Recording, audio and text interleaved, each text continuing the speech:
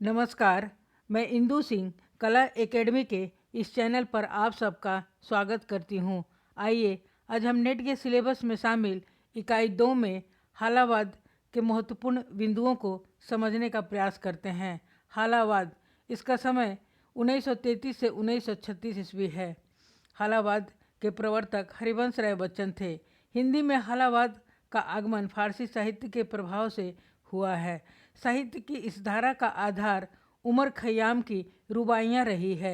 हालावादी काव्य का संबंध ईरानी साहित्य से है, जिसका भारत में आगमन अनुदित साहित्य से हुआ है। हालावाद शब्द का प्रयोग।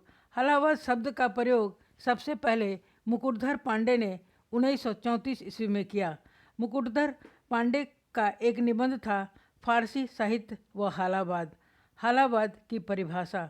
मुकुटधर पांडे के अनुसार फारसी साहित्य में 11वीं शताब्दी के उत्तरार्ध में सूरा, सुंदरी, यौवन पर आधारित पद लिखे गए। वर्तमान में हिंदी में भी कुछ रचनाकारों में यह प्रवृत्ति झलक रही है। इसे हालावाद कहा जा सकता है।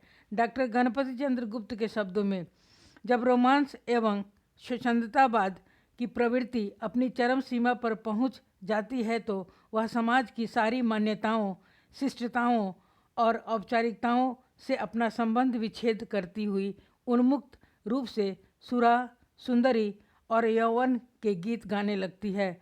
आलोचकों ने इसे हालावाद कहा है। वस्तुतः यह व्यक्ति चेतना प्रधान काव्य है। गणपति चंद्र गुप्त का हालावाद एक निबंध है।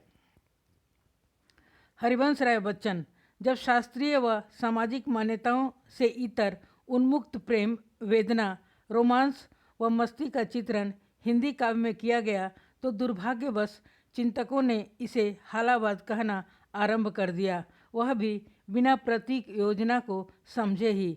यह हालावाद न होकर नव्य स्वच्छंदतावाद है, जो काव्य पर कोई अंकुश स्वीकार नहीं करता है। हालावाद का नामकरण विभिन्न आलोचकों के अनुसार इस प्रकार हैं। मुकुटधर पांडे हालावाद कहते हैं। गणपति चंद्र गुप्त ने व्यक्ति चेतना प्रधान काव्य कहा। हरिवंश राय बच्चन ने नव्य स्वच्छंदतावाद काव्य कहा। डॉक्टर नगेंद्र ने व्यक्तिवादी गीति काव्य कहा। रामेश्वर शुक्ल अंचल उन्मुक्त काव्य कहते हैं। रामेश्वर शुक्ल अंचल को मानसलवाद का प्रवर्तक माना जाता है। बाहरी रंग रूप का चित्रण करना मानसलवाद कहलाता है।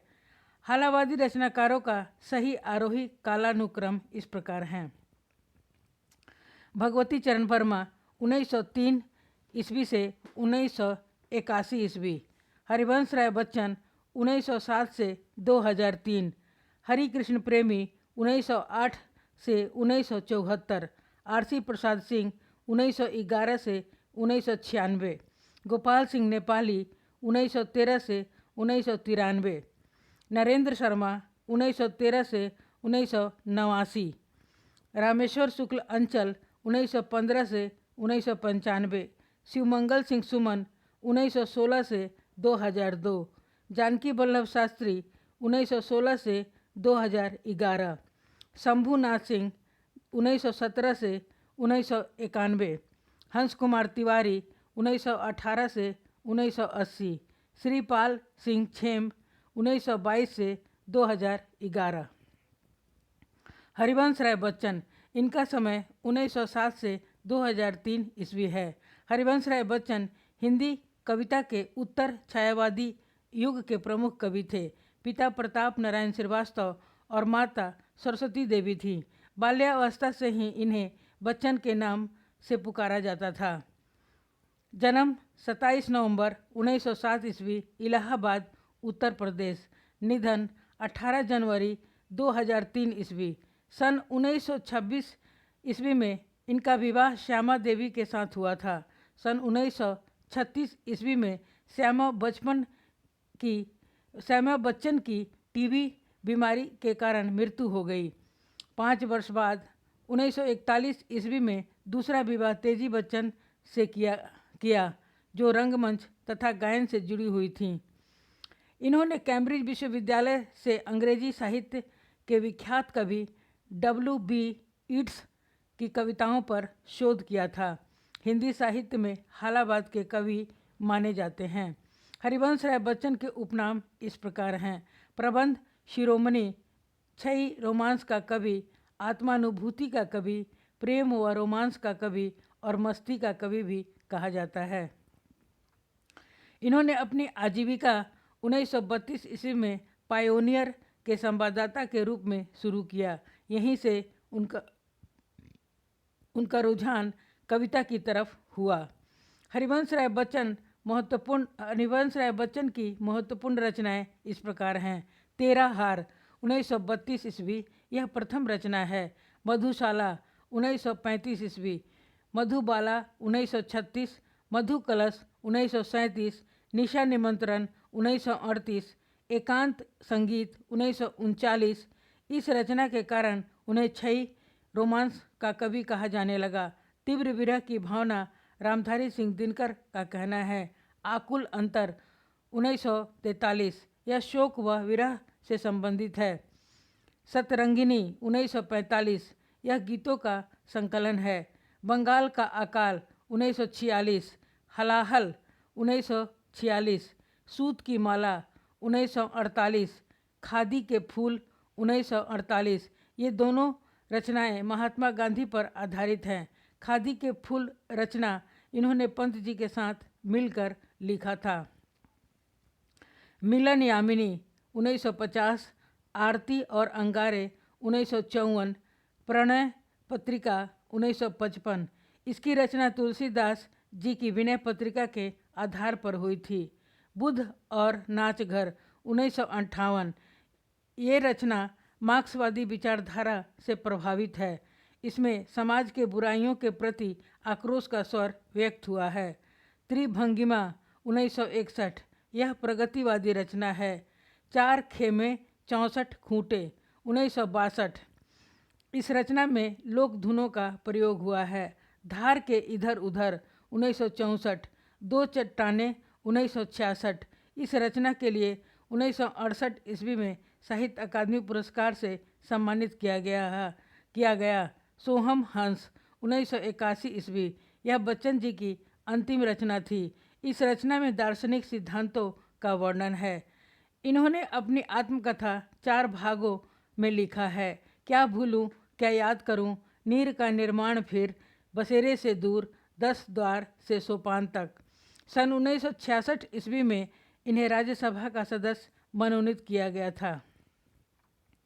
आरसी प्रसाद सिंह, इनका समय 1911 ईस्वी से 1996 ईस्वी है।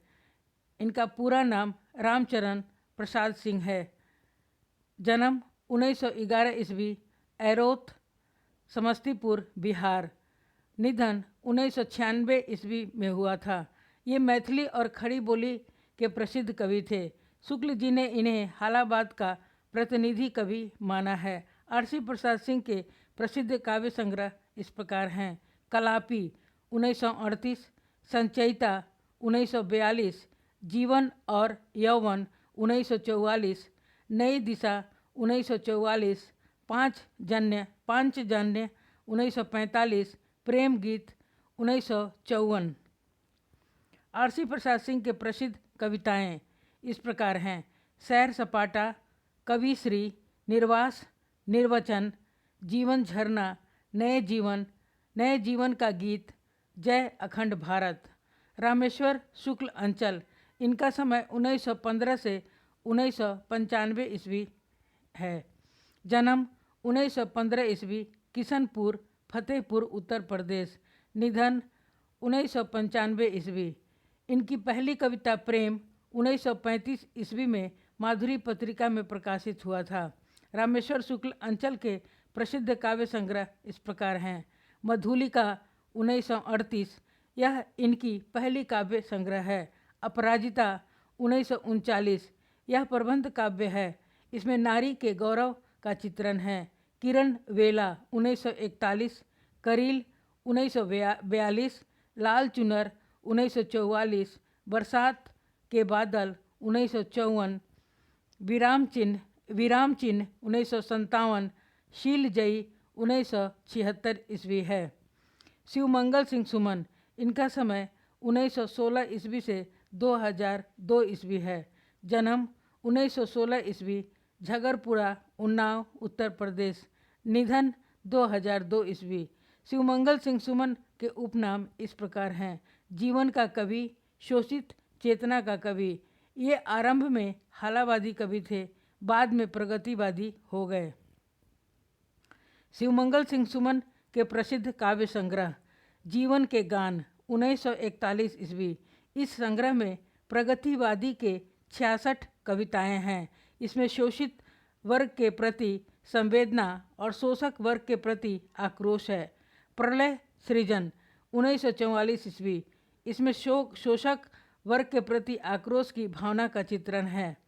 हिल्लोल 1949 ईस्वी। इसमें हालावादी के 45 कविताएं हैं। विश्वास बढ़ता ही गया 1955 ईस्वी। पर आंखें नहीं भरी 1956 ईस्वी। इसमें गांधी जी से संबंधित रचनाएं हैं। विंध्य हिमाचल 1966 ईस्वी। मिट्टी की बारात 1972 ईस्वी। कटे अंगूठे के बंधनवार 1973 ईस्वी। इसमें मजदूरों के दयनीय स्थिति का चित्रण है। यह संसार का दूसरा सबसे बड़ा शोक गीत है। इसमें जवाहरलाल नेहरू और कमला नेहरू के अस्थियों का एक साथ विसर्जन का चित्रण है। इसमें मिट्टी की महिमा का गुणगान है। यह काव्य रूपक है। शिवमंगल सिंह सुमन जी ने इसे गीति काव्य कहा है। वाणी की व्यथा 1980 ईस्वी में है। शिवमंगल सिंह सुमन की महत्वपूर्ण कविताएं इस प्रकार हैं: मेरे जीवन, मेरे पुनीत, मास्को अभी दूर है, लाल सेना, चल रही कुदाली, आज तो मुझमें जवानी, कलकत्ता का अकाल। जानकी वल्लभ शास्त्री, इनका समय 1916 से 2011 ईस्वी है। जन्म 1916 ईस्वी, गया, बिहार। निधन 2011 ईस्वी। जानकी वल्लभ शास्त्री के प्रमुख काव्य संग्रह इस प्रकार हैं: काकली 1935 ईस्वी, रूप अरूप 1936, गाथा 1942, तीर तरंग 1944, शिप्रा 1945, मेघगीत 1950, अवंतिका 1953, पाषाणी 1958, उत्पल दल 1967 ईस्वी है। एक किरण 100 झाइयाँ 1968 ईस्वी। यह मुक्तक कविताओं का संकलन है। इसमें पूंजीवाद और भ्रष्टाचार पर व्यंग है। इस संग्रह में 23 कविताएं हैं। इन कविताओं को इन्होंने अपने युग की वीणा कहा है। तमसा 1968 ईस्वी। इस संग्रह में निराशावाद के 17 कविताएं हैं। राधा 1971 ईस्वी। यह महाकाव्य है। इसमें 8 सर्ग हैं। इसमें राधा को लोक सेविका के रूप में चित्रण किया गया है। राधा का सौंदर्य चित्रण विद्यापति की राधा की तरह ही किया गया है। शंभूनाथ सिंह, इनका समय 1917 से 1991 ईस्वी है। जन्म 1917 ईस्वी, रावतपार, देवरिया, उत्तर प्रदेश। निधन 1991 ईस्वी। शंभूनाथ सिंह की प्रमुख रचनाएं: रूप रश्मि 1945, छायालोक 1946, उदयांचल 1946, समय की शिला पर 1947, दर्द जहाँ नीला है 1957, मनवंतर 1951, दीवालोक 1952। जय हिंद। आप सब ने इस वीडियो को सुना और देखा, इसके लिए मैं आप सबका धन्यवाद करती हूँ। कृपया वीडियो को लाइक, सब्सक्राइब और शेयर करें ताकि अन्य विद्यार्थी भी इससे लाभान्वित हो सकें। धन्यवाद।